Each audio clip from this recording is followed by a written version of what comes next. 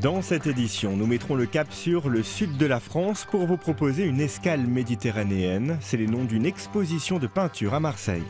Nous partirons à la rencontre de deux Tarnais. Il y a moins d'un an, ils créaient leur propre entreprise. Aujourd'hui, leur succès est fulgurant. Leur portrait dans un instant.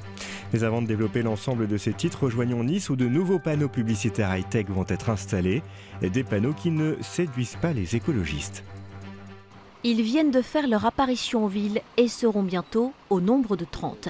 Ces panneaux publicitaires nouvelle génération sont aussi des enregistreurs de données. Ils sont équipés de capteurs, de pollution, de bruit, d'UV et font aussi bornes Wi-Fi.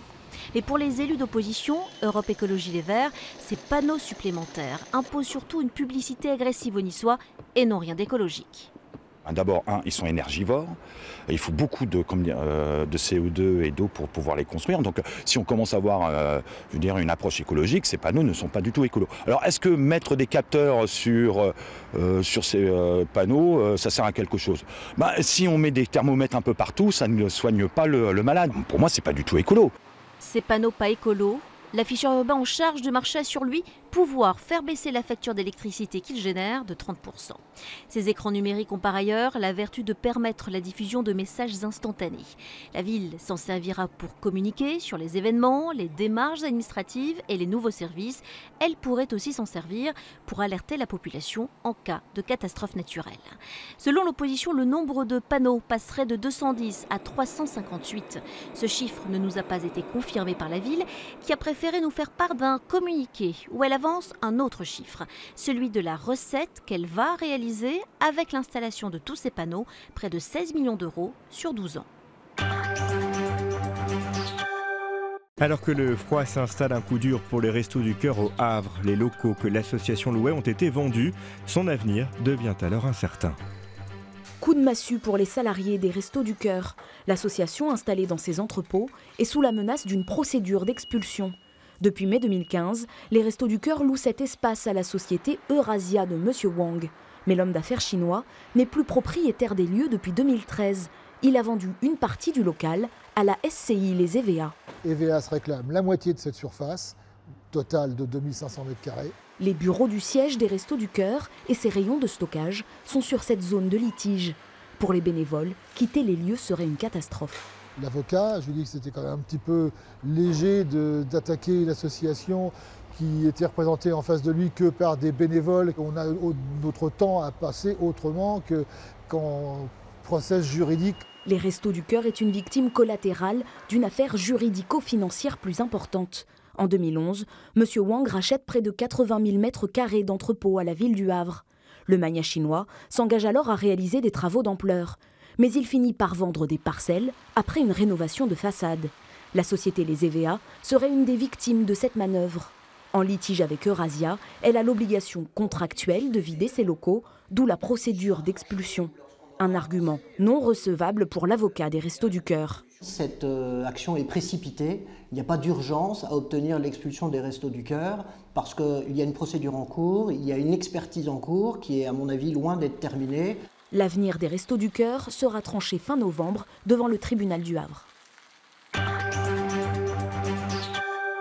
C'est une success story made in Tarn, celle de deux entrepreneurs albigeois qui ont créé un concept simple mais efficace. Le nom de votre ville devient une marque. En moins d'un an, l'entreprise a vendu plus de 100 000 t-shirts et cherche déjà de nouveaux locaux pour s'agrandir.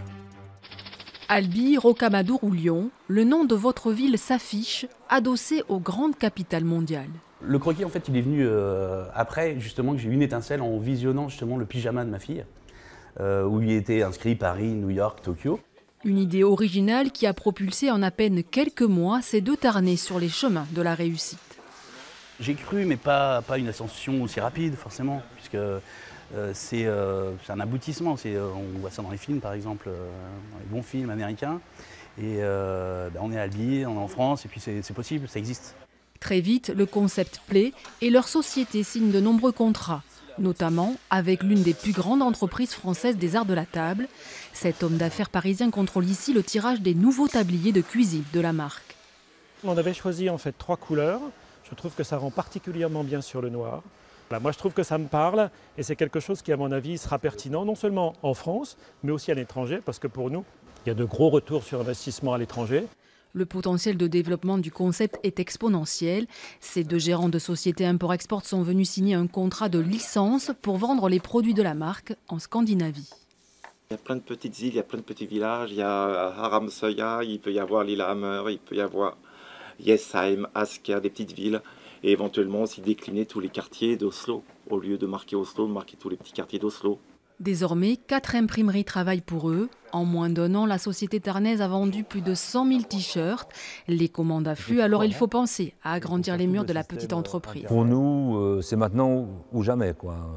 On est en pleine évolution et il faut qu'on change de cap. Un changement de cap nécessaire pour assurer le développement de leur société qui a brûlé toutes les étapes. Une belle success story que les 2 associés tarnais comptent bien faire perdurer. Félicitations. Hein aussi, droit dans les yeux. Droit dans les yeux. Refermons cette édition dans le Midi de la France, là où les couleurs ont inspiré nombre d'artistes. Des peintres, pour beaucoup, salués par le musée Regard de Provence à Marseille, dans le cadre de l'exposition Escale méditerranéenne. Suivez le guide. 10 escales en Méditerranée. C'est à une véritable croisière que nous convie le musée Regard de Provence. Les grands ports méditerranéens s'offrent aux visiteurs à travers 80 tableaux des 19e et 20e siècles. Et parmi tous ces lieux célèbres, Marseille occupe bien sûr une place privilégiée, avec notamment ce magnifique prisme de lumière signé Jean-Baptiste Olive. Marseille est vue sous différents angles, à différents moments de la journée, et on voit son port, l'animation de son port, où on voit des vues de la baie comme derrière de l'Estac, où on aperçoit la baie de Marseille, Notre-Dame de la Garde, le Vieux-Port. De Collioure dans les Pyrénées-Orientales à Cannes dans les Alpes-Maritimes, l'exposition nous invite ensuite à revoir tous les grands sites du littoral français, Cassis, la plage du Mourillon à Toulon, ou encore La Ciotat. De Ponson à Camoins, tous ces artistes éprouvent la même passion pour la lumière du Midi. Ce qui les rallie, c'est cet attachement à cette géographie exceptionnelle, cette lumière qui est sublimée. Le ciel, l'eau, la lumière et le soleil éclairent toutes ces œuvres.